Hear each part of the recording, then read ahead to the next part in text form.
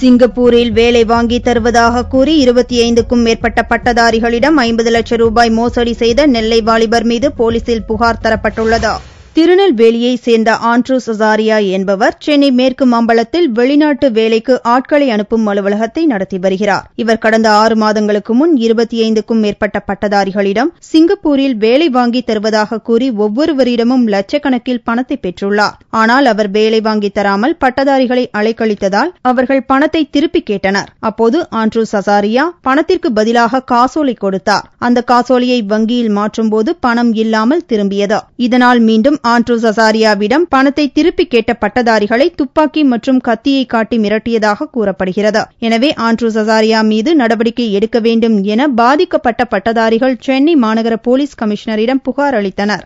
Andrew Azhar என்றவன் எங்கிட்ட Singapore போறேன்னு சொல்லிட்டு எங்கிட்ட 1,50,000 ரூபாய் வாங்கிட்டு ஏமாத்திட்டான். நாங்க போய் கேட்டதுக்கு எங்களை மிரட்டினா, கத்தி காமிச்சு என்ன மிரட்டினா, மோகனையும் பிரபையும் துப்பாக்கி வச்சு மிரட்டினாங்க. அப்புறமா நாங்க போலீஸ் ஸ்டேஷனுக்கு போனப்ப அங்க ஒரு கண் துடைப்புக்காக எங்களுக்கு செக் வாங்கி கொடுத்தான். செக் போட்டு கொடுத்தான், கன்ஃபார்மா உங்களுக்கு கொடுத்துறேன்னு சொல்லிட்டு. ஆனா இதுவரைக்கும் அவன் எஸ்கேப் ஆயிருக்கான். இதுவரைக்கும் எங்களுக்கு கிடைக்கல. ஆண்ட்ரூஸ் அசாரியா இதுபோன்று பெங்களூர், மதுரை, திருச்சியில் கடந்த 10 ஆண்டுகளாக வெளிநாட்டில் வேலை வாங்கி தருவதாக கூறி கோடிக்கணக்கில் பண மோசடி செய்துள்ளதாக ஏமாந்த பட்டதாரிகள் தெரிவித்தனர்.